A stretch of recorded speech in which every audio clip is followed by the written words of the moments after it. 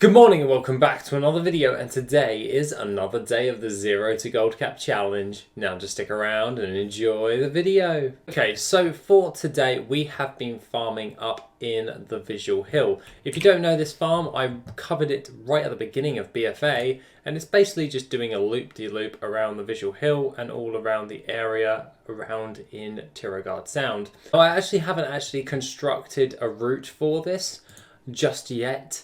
I know this one like the back of my hand, so at this moment in time you're probably seeing a picture on the screen showing you the actual route. I know this one like off by heart because I used to do this one like crazy, so hence why I've done a picture instead of the actual route. But I will export the route once I've actually created it and then post that to our Discord import along with the Worth It export, which we're actually going to showcase right now. Which is, if we go into My Farms, we can go all the way over to R1, which is actually called Visual Hill Herb and Ore Farm. Now, in this actual one, we've actually got a 10 ton of different types of things. We also have rank 3 in pretty much everything for this actual farm. So what it's actually telling me for per the hour is 16,829 gold. We got 86 anchorweed for this actual farm and an array of different types of things. We even got like 236 winter kiss along with this. So this is pretty damn good. I'm loving it so far. So I will be exporting the route on like right here, and then I'll export it with the for the Worth It add-on and for the route in question once I've actually created it. So the route's pretty self-explanatory. You just fly around picking up loads of herbs and ores all around this area. And yeah, it's pretty bog standard, so to speak. You're just flying around, just mining and herbing, and then you come up with a nice grand total, which I was amazed by how much anchorweed we actually had spawn in this 1 hour, like 86 anchorweed overall. I was really chuffed with how it actually came about. That's a lot of anchorweed to actually gather up in the hour, and I'm thoroughly enjoying it. Now, this farm is much more lucrative than the Norrington Estate farm, which is located over here, is where you're actually flying around this entire area around about here. So this one is usually for Riverbud, but this one's actually for an everything farm, and I find that I get more gold per hour doing this one than opposed to doing the Norrington Estate one. Now, currently, the Visual Hill farm or the Riverbud one for the Norrington Estate is not actually on the Worth It add-on. Now, I am considering actually adding this in, and we've got some more anchorweed over here. We'll be a fool not to pick up 7 anchorweed. And basically, I'm going to add them in for the next update because, yeah, if we don't have it, we don't have it. Like, we have the Winter's Kiss one, which is in Drustvar, and then that's pretty much it when it comes to all of that jazz, because then we've got all the other stuff as well. So I should actually really add that in. Once that's done, everyone can see it on the screen. But aside from all of that, we're doing really well at the moment. I didn't actually post my Dreamleaf at all this week. Well, today. And I actually had a crack at doing the Fell Iron Ore farm. As I actually wanted to do it for this video for today, but we only did like half an hour's worth because it didn't actually come out with any decent amount of gold. So overall, in our bags for the last couple of days, well, from yesterday and today, is 37,923 gold. The majority of it is today's one. Now, 16.8k for an hour for a current content farm is pretty damn good. At the moment, with flying, this is absolutely brilliant for me, and bearing in mind I am on a high pop server, Argent Dawn, which is very competitive when it comes to material farms or pretty much anything because of the amount of people that are on this actual realm. So the gold per hour is going to be quite low usually, but with the Visual Hill farm, the gold per hour is pretty damn high, so I am most likely going to double down on this and just keep doing it pretty much every single day at the moment. Aside from that, I have been speaking to a load of the guys on Discord, and we've come up with like a near surefire way on order to do some raw gold farming, and kind of working out the kinks on that. So it's just a case of setting all of that up. But really, this farm today has been proven to be absolutely lucrative as hell, and I must admit it's pretty damn good. So we're just going to send this over to Giblet. We're going to send all the other bits over to Giblet as well, and yeah, I can't fault it for a second.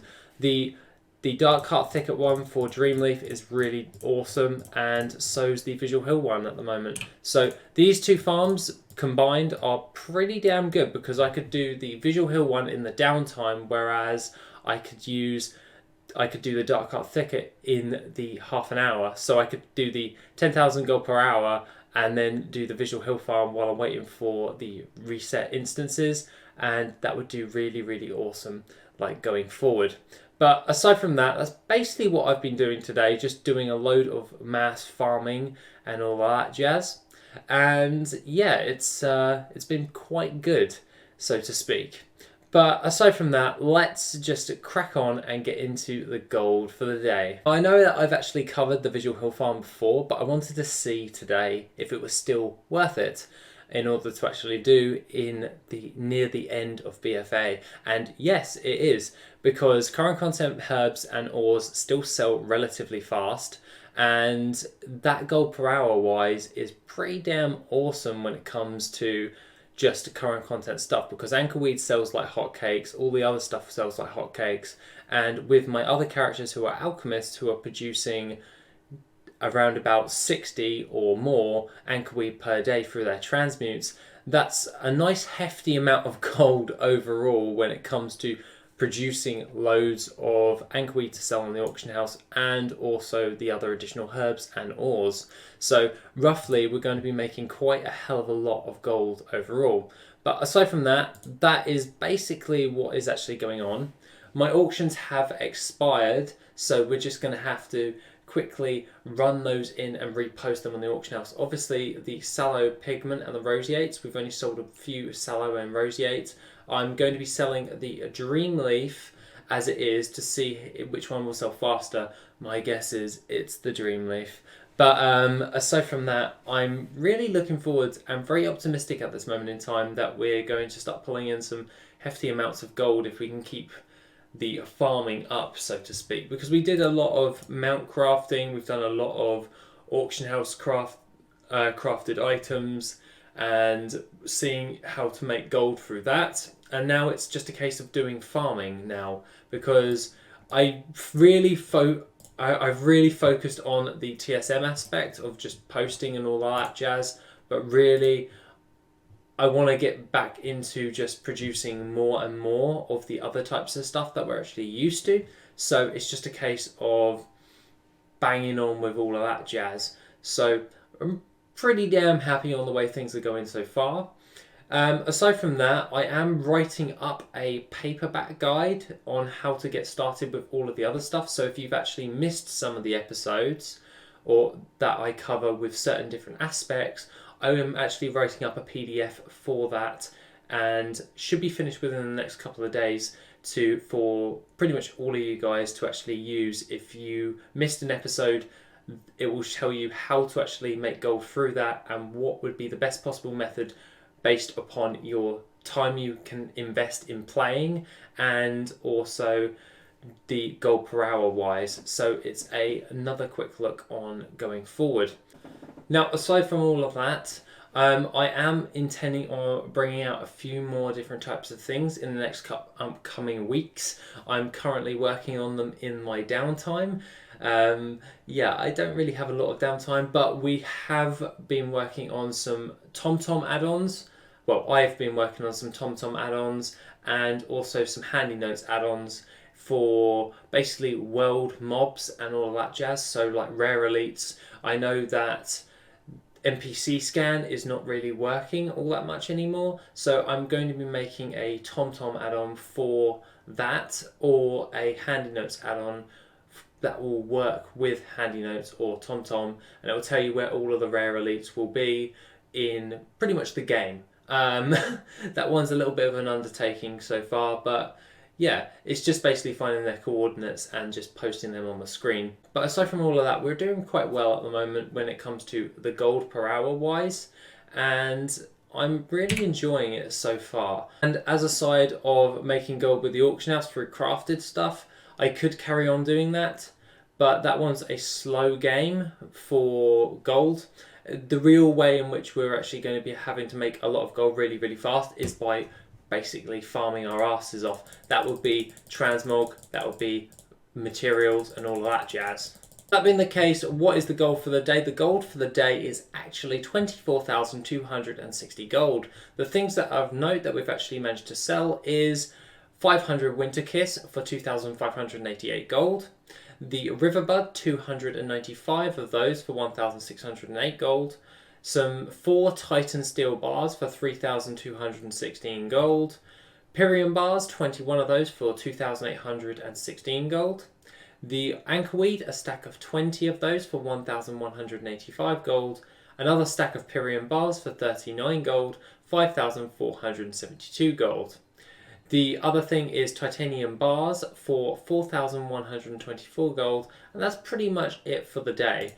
Obviously, we're going to be bringing in all the other stuff that we actually farmed up over the last couple of days, but it's going to start trickling in as we're actually going to be posting this stuff. If only I posted that Dreamleaf yesterday, it probably would have sold. But aside from that, we're going to be posting quite a bit of it, and we're just going to update our groups. Our current running total for gold at the moment is 534,832 gold.